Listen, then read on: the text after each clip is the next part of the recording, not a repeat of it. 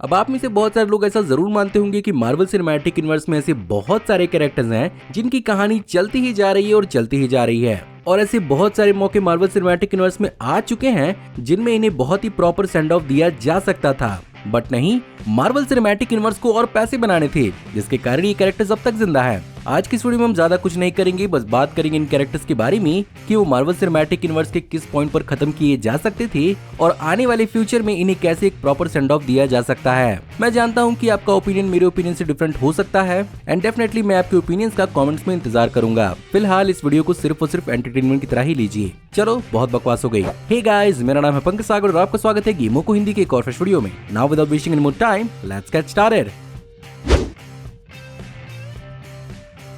अगर कोई मुझसे पूछने जाएगा तो मैं तो यही कहूंगा कि थॉर का गेम बहुत ही पहले बजा देना चाहिए था। साले का खोपड़ी तोड़।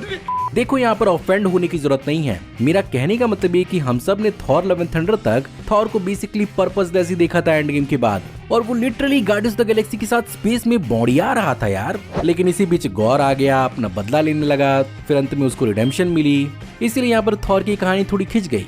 लिटरली मेरे हिसाब से इस मूवी के अंत तक थॉर को जबरदस्ती जिंदा रखा गया है, जबकि उसे काफी बेहतरीन सेंड ऑफ दिया जा सकता था इस मूवी के अंदर। साथ ही साथ उसकी काफी अच्छी लेगेसी मेंटेन की जा सकती थी जेन फॉस्टर के रूप में, और कम से कम यहाँ पर नेटली पोर्टमैन को एज जेन फॉस्टर कुछ और मूवीज के लिए होना चाहिए था।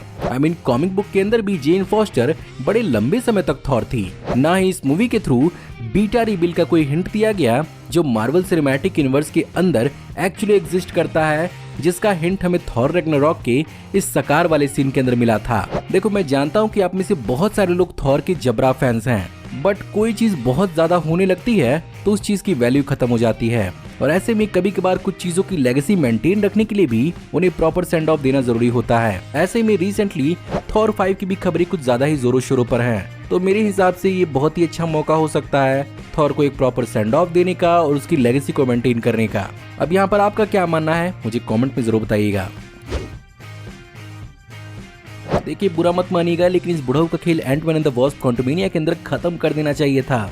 मैं जानता हूँ कि hang ping Marvel Cinematic universe के अंदर एक बहुत ही इंपॉर्टेंट इंसान है, और ये एक बहुत ही बेहतरीन मेंटर साबित हुए हैं मॉडर्न स्कॉटलैंड के एंटमैन के लिए, और एंड गेम में टाइम ट्रेवल काइंड ऑफ इन्हीं की वजह से भी पॉसिबल हो पाया, जिसमें इनके पिम पार्टिकल्स ने बहुत बड़ा रोल निभाया था। बट अब हो गया ना, इनकी अब क्या ही जरूरत है। और अगर इन्हें मेरे हिसाब से एंटमैन एंड द वास्प क्वांटमैनिया के अंदर रुखसत कर दिया जाता तो शायद इस मूवी का लेवल थोड़ा ऊपर चला जाता, और इनका सैक्रिफाइस एक्चुअली मूवी के अंदर काफी जस्टिफाइड फील भी होता। बट पता नहीं आगे मार्वल स्टूडियोज उन्हें किस दिन रात के लिए बचा रहा है। एनीवे, मुझे ऐसा लगता है कि हैंक पिंग ज्यादा लंबे समय तक मार्वल सिनेमैटिक यूनिवर्स के अंदर शायद जिंदा न रहें, और उनका अंत नजदीक आ चुका है। मार्वल सिनेमैटिक यूनिवर्स के अंदर हॉकआई एक बहुत ही इंपॉर्टेंट कैरेक्टर था, बट मेरी शिकायत मार्वल स्टूडियोज से अब तक यही है कि उसके आर्क को ठीक से जस्टिफाई नहीं किया गया और उसे अच्छे से अब तक स्टैब्लिश नहीं किया गया है, और बिट्स एंड पीसेस में ही उसकी कहानी को अब तक आगे बढ़ाया गया है। मुझे तो पूरी उम्मीद थी कि हॉकआई सीरीज के अंदर उसकी कहानी को ठीक से बताया जाएगा और तब जाके यहाँ पर हॉकआई की लेगेसी को आगे बढ़ाया गया होता तो कुछ बात भी बनती, बट ऐसा हुआ नहीं। खैर, मेरे हिसाब से हॉकआई को रिडीम करने का एक बहुत ही अच्छा तरीका हो सकता है उसे सैक्रिफाइस करने का, जो बेसिकली बहुत बड़ा ट्रिगर बन सकती है एवेंजर्स को किसी बड़े थ्रेट के खिलाफ एकजुट करने के लिए, जैसे फिल कोल्सन की कुर्बानी का इस्तेमाल एवेंजर्स की पहली मूवी के अंदर किया गया था। क्या पता मार्वल स्टूडियोज ऐसा कुछ प्लान कर ही रहा हो और इसका इफेक्ट हमें आने वाली किसी मूवी या सीरीज या किसी कहानी के अंदर देखने को मिल जाए। वैसे में आप कह सकते हैं कि हॉकआई भी पोटेंशियली बहुत ही जल्दी हो सकता है कि मार्वल सिनेमैटिक यूनिवर्स से चला जाए। बिल्कुल हॉकआई की तरह ही मार्वल सिनेमैटिक यूनिवर्स के अंदर निक फ्यूरी एक काफी अच्छा रिडेम्पशन आर्क डिजर्व करते थे, लेकिन सीक्रेट वॉर्स के लास्ट एपिसोड ने इस चीज पर पूरा हक दिया, क्योंकि निक फ्यूरी का जो भी स्टेटमेंट हमें ग्राविक के साथ सुनने को मिला था, अंत में पता चलता है कि वो तो निक फ्यूरी का था ही नहीं, और यहाँ पर एक्चुअली गाया निक फ्यूरी बनकर गई थी। मेरे हिसाब से अगर यहाँ पर निक फ्यूरी को कुर्बान कर दिया गया होता तो यहाँ पर सीक्रेट इन्वेजन सीरीज एक बहुत बड़ा इवेंट बनकर साबित होती, और काइंड ऑफ इस सीरीज की वैल्यू और पूरे के पूरे स्क्रल वाले मामले की सीरियसनेस बढ़ जाती।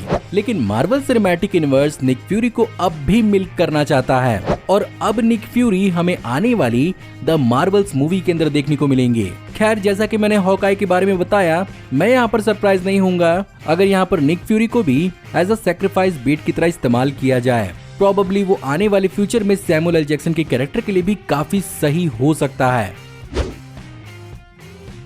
अब बावजूद इसके कि हल्क इतना पॉपुलर कैरेक्टर है, मार्वल सिनेमैटिक यूनिवर्स में हल्क को हल्क की तरह दिखाने के काफी कम मौके दिखाए गए हैं और एंड गेम के बाद तो उसे कुछ और ही बना दिया गया और लिटरली शी हल्क में तो उसे कॉमेडिक रिलीफ की तरह ही इस्तेमाल किया गया है। अब मेरे हिसाब से यहाँ पर हल्क को रिडीम करने का एक ही तरीका हो सकता है और वो है long awaited and long rumoured the world war Hulk movie, जिसका इस्तेमाल करके यहाँ पर मार्क रफलो के हल्क को एक लास्ट ट्रिब्यूट भी दिया जा सकता है और उसका मार्वल सिनेमैटिक यूनिवर्स के अंदर अंत किया जा सकता है। और प्रीवियसली कई सारी रिपोर्ट्स के अंदर ऐसा दावा भी किया गया था कि मार्वल सिनेमैटिक यूनिवर्स के अंदर इसकी पॉसिबिलिटी की चर्चाएं हो रही हैं। तो ऐसा बहुत पॉसिबल है कि आने वाले वक्त में सीक्रेट वॉर्स या उससे पहले हमें हल्क को आखिरी बार दिखाया जाए।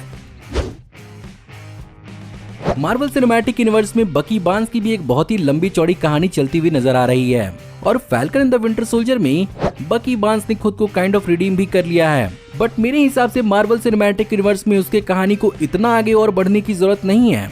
ऐसे में हो सकता है कि हमें बकी बार्न्स का एक फाइनल रिडेम्पशन भी दिखाया जाए थंडरबोल्ट्स मूवी के अंदर और फाइनली यहाँ पर बकी को एक्चुअली एक हीरो की मौत मिले। अब इस बारे में आपका क्या मानना है मुझे कमेंट में जरूर बताइएगा। सो गाइस, ये थी आज की वीडियो। आपको अच्छी लगी तो ऐसे थोड़ा मार दीजिए हाथ, आप थोड़ा सा मार दीजिए। चैनल पर नए हैं तो प्लीज सब्सक्राइब किए बिना मत जाइएगा क्योंकि हम ऐसी ऑसम वीडियोस लाते रहते हैं। मैं जल्द ही आपको एक नई वीडियो में देखने को मिलूंगा, तब तक आप हमारी इन वीडियोस को एंजॉय कर सकते हैं। Thank you for watching, see you in the next video, till then take care, good bye.